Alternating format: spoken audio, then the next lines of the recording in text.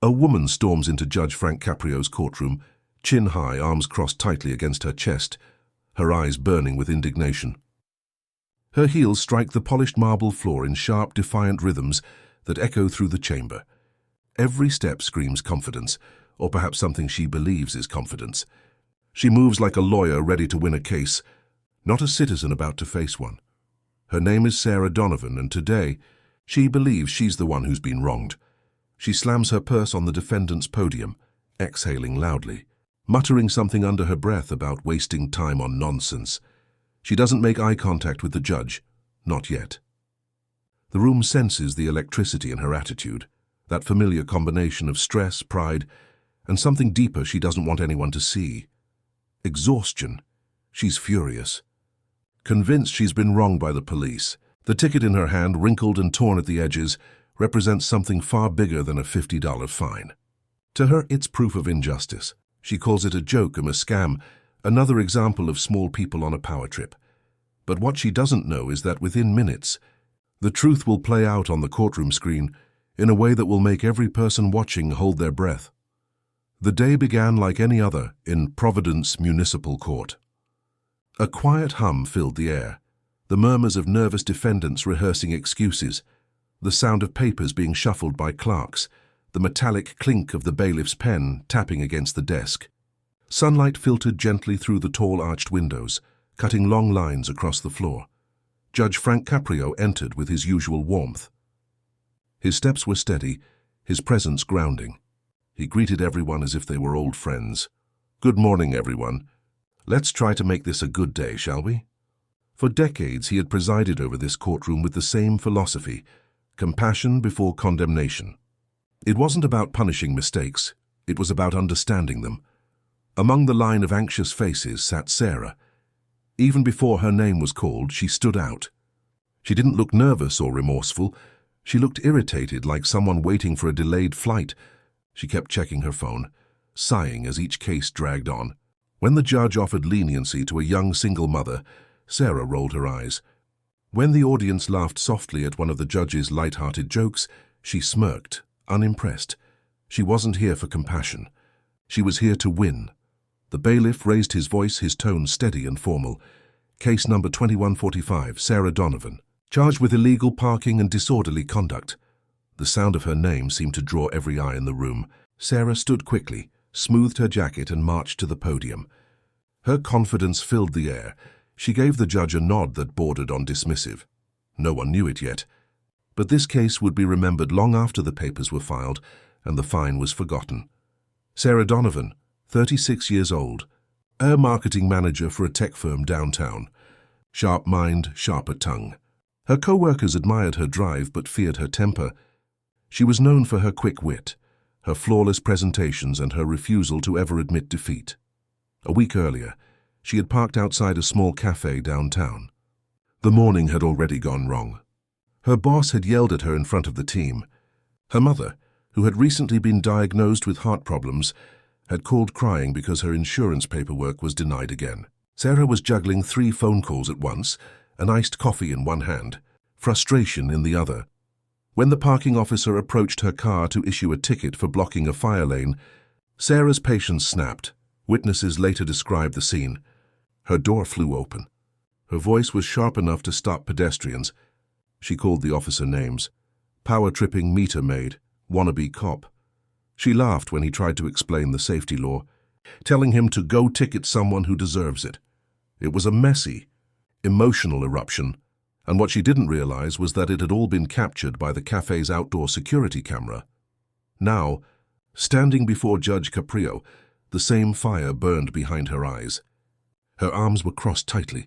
Every movement screamed defiance. The courtroom could feel it, like static in the air before a storm. Judge Caprio began softly. "Good morning, Ms. Donovan. How are you today?" Sarah didn't smile. "I'd be better if I wasn't wasting my time here, Your Honor." The air seemed to shift. A few people in the audience raised their eyebrows. The bailiff looked up briefly, but Judge Caprio didn't change his tone. He simply nodded once. "All right. Let's see what we can do to make this time worthwhile." The judge opened her case file, scanning the notes. "You're charged with parking in a restricted zone. And there's also mention of disorderly behavior during the citation. Would you like to explain what happened? Sarah's response was instant defensive. Yes, I'd love to explain. The officer was rude. He was standing there like he owned the street, talking down to me. I wasn't even parked that long. He was just waiting to pounce so he could write another ticket. I told him he should find a real job instead of hassling people trying to get coffee before work. The room was silent for a moment.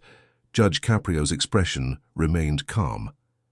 I see, and did you say that to him or something similar? I said something like that, yes, but I wouldn't call it disorderly conduct. I didn't break any law, ma'am, Caprio said gently. Sometimes the law we break isn't written in a book. It's written in how we treat people. Sarah crossed her arms again.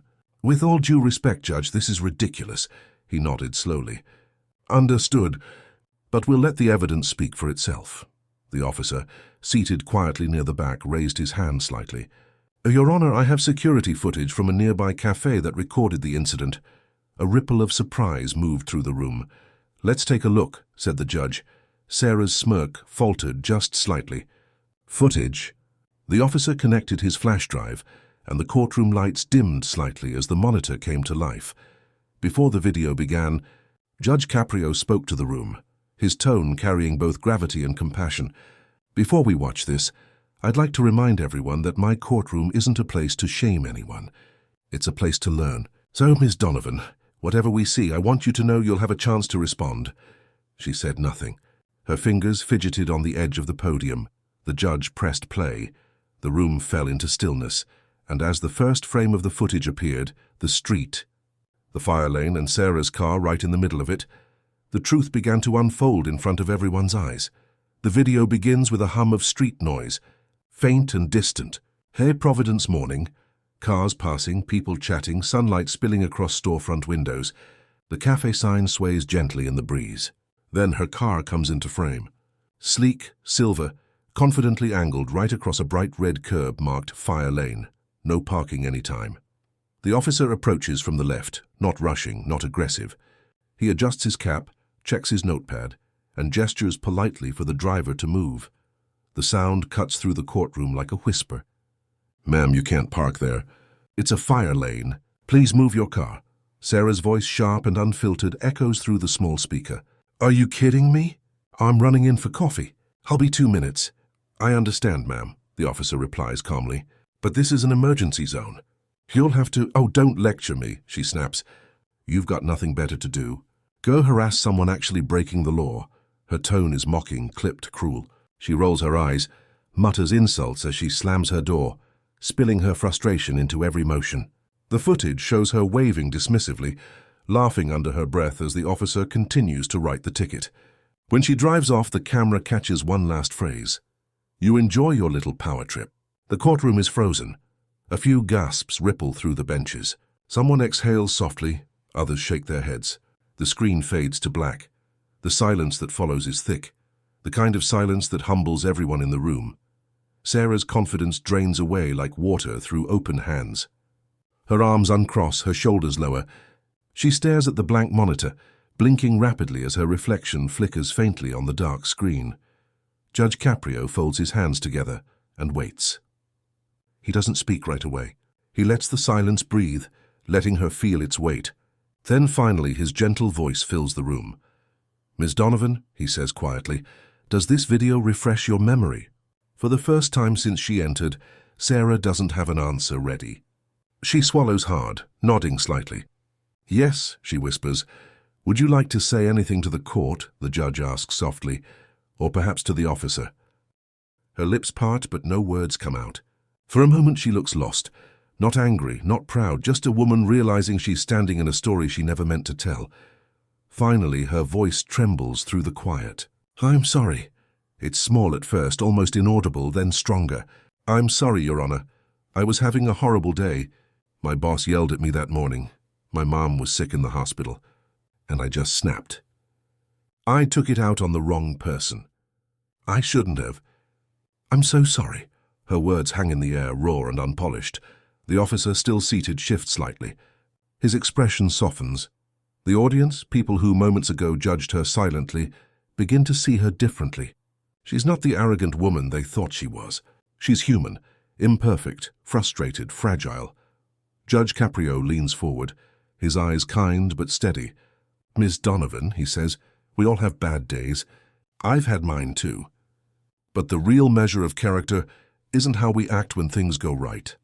It's how we behave when they don't." A tear slips down her cheek. She wipes it quickly, but more follow. The judge continues. "That officer was doing his job, not to make your life harder, but to keep people safe. You see, a fire lane isn't just paint on the pavement. If a fire truck couldn't reach that building in time, someone's life could depend on those few feet of curb." Sarah nods, her voice breaking. I know that now. I feel awful. I wish I could take it back." Judge Caprio tilts his head. "You can't take it back, Miss Donovan, but you can move forward differently." He pauses for a long moment, his gaze thoughtful. "I don't think you're a bad person. I think you had a bad moment, one that doesn't define you unless you let it." Her tears come freely now. "Thank you. I don't deserve that kindness." The judge smiles softly. "Kindness isn't something you earn, Miss Donovan. It's something we give each other because one day we all need it." The courtroom is completely still. Even the sound of the heating vent feels too loud. Every person in that room, from the officer to the clerk, knows they're witnessing something genuine, a moment where humility overtakes pride, where accountability meets forgiveness. Judge Caprio looks back at the officer. "Would you like to say anything, sir?" The officer stands, his tone calm. "Your Honor, I appreciate her apology. We see a lot of anger on the streets, but rarely does someone admit they went too far. I accept it." He nods once toward Sarah. "We all have bad days. It takes guts to say you were wrong." Sarah mouths the words. "Thank you. If you're watching this and you've ever lost your temper, ever said something you regretted in a moment of frustration, you understand her. You know that heavy mix of shame and relief that comes when the truth finally catches up. And you stop running from it. If this story already hits you, hit that like button. Not for the drama, but for the humanity. Because sometimes it takes being humbled to find your grace again." Judge Caprio clears his throat gently. "Ms. Donovan, I believe this experience has already taught you more than any fine could. But let's finish properly." He turns a page in her file. "You're charged with disorderly conduct and an illegal parking violation. Based on what I've seen, I'm dismissing the disorderly charge entirely." Sarah's eyes widen. "You're dismissing it?" "Yes," he says simply. "You've already faced the consequences that matter. You've faced yourself. As for the parking ticket, I'll reduce it to the minimum fine allowed by law. $20. Sarah nods quickly, wiping her eyes again. "Thank you, Your Honor. I promise I'll never act like that again." Caprio smiles faintly. "I believe you. But I want one promise from you. One that's worth far more than $20. She looks up. "Anything. Next time you see someone doing their job, whether it's an officer, a cashier, a janitor, anyone, treat them with the same respect you'd expect for yourself." Her chin trembles. "I will, I swear I will." The judge nods approvingly. "Good. That's justice served." The courtroom, still hushed, seems to exhale. Then from the back, someone starts clapping. Another joins in. Within seconds, a soft wave of applause fills the space. Not loud or forced, but sincere. Sarah presses her hand to her chest, her face flushed with emotion. The officer nods again, a quiet smile on his face. For a brief moment, the courtroom feels less like a hall of judgment and more like a sanctuary. It's not the kind of justice you can measure in dollars or days. It's the kind that restores something deeper: dignity, empathy, hope. Judge Caprio glances around the room. "All right, folks," he says lightly, "let's move on. Let's keep trying to make each other's days a little better." The laughter that follows is gentle, cleansing. The storm has passed. Sarah turns to leave, clutching the small white slip with her reduced fine. But it's no longer about the paper in her hand. It's about the quiet resolve in her heart, to be different. The courtroom doors closed behind Sarah Donovan, but the sound of that applause lingered in her mind long after she stepped into the crisp Providence air. The morning sun felt different now, softer, more forgiving. The same light that had glared down on her frustration a week earlier now seemed to wrap her in something she hadn't felt in a long time: relief. For the first time in months, she didn't rush. She didn't bark orders into her phone or check her email as she walked. She just breathed, Each exhale carried away a little more of the tension she'd brought into that courtroom. Each inhale pulled in a little more grace. Inside her car, she stared at the small yellow ticket on the seat beside her. $20. She could have paid it 100 times over, but that wasn't what it meant anymore. It wasn't a fine, it was a lesson. A reminder of how close she'd come to becoming someone she didn't want to be. She thought about the officer, the patience in his eyes, the kindness in his voice when he accepted her apology. She thought about Judge Caprio, the way he never raised his tone, never tried to humiliate her. Instead, he'd offered her something most people in authority never do: understanding. That night, Sarah sat on the edge of her bed, scrolling through her phone. She searched for her name, half curious, half dreading what she might find. And there it was, a short clip from the courtroom posted on the city's official channel. The title read, "Judge Caprio teaches a powerful lesson in humility." The thumbnail froze her mid-apology, eyes wet, voice trembling. Her first instinct was embarrassment. Why would anyone want to see that? But curiosity got the better of her. She pressed play. The video began with the same moment she'd dreaded, her anger, her defiance. But then it moved to the part that mattered more: her apology, the judge's compassion, the officer's forgiveness. The comments beneath the video scrolled endlessly. "Finally, a judge who understands people. This made me cry. We've all been her at some point. She learned the hard way, but at least she learned. Judge Caprio restores my faith in humanity again." Sarah blinked as she read. Strangers weren't mocking her. They were grateful, inspired, even moved. Somehow her worst moment had become a mirror, reflecting everyone's own mistakes and the hope that they could be forgiven too. Over the next few days, the clip spread like wildfire. News sites picked it up. Influencers shared it. Radio hosts talked about it during their morning shows. Within a week, it had over 5 million views. But the numbers didn't matter to Sarah. What mattered was what it sparked inside her. At work, her co-workers, the same ones who used to whisper about her temper, noticed the difference immediately. She smiled more. She listened longer. She didn't interrupt in meetings. When an intern spilled coffee on her presentation slides, she didn't scold him. She helped him clean it up. At home, she began visiting her mother more often. They'd sit in the hospital garden, sipping tea, talking about life instead of problems. Her mother, frail but witty, teased her one day. "You know, honey, I saw your video. You were quite the star." Sarah laughed nervously. "Oh, God, don't remind me." Her mother smiled gently. "No, don't be embarrassed. You showed the world what growth looks like. I'm proud of you." Those words, simple and pure, broke something open inside her. For years, Sarah had defined success by how strong she appeared, how much she could control, how much she could win. But in that courtroom, she'd learned something no promotion or paycheck could teach. Strength isn't about never being wrong. It's about having the courage to admit when you are. Weeks later, a letter arrived at the courthouse. It was addressed to Judge Caprio, written in neat, slanted handwriting. "Dear Judge Caprio, you may not remember me right away, but I was the woman who spoke out of anger in your courtroom. You showed me kindness when I least deserved it, and it changed me. Every day since, I've tried to pay that kindness forward. I just wanted to thank you for reminding me that respect costs nothing, and that humility can heal more than pride ever will." She signed it simply, Sarah D. When Judge Caprio read the letter in chambers that afternoon, he smiled. He folded it carefully and placed it among dozens of similar letters he'd received over the years. Stories of redemption, apologies, and second chances. But this one, he thought, felt special, because he'd seen the transformation happen right before his eyes.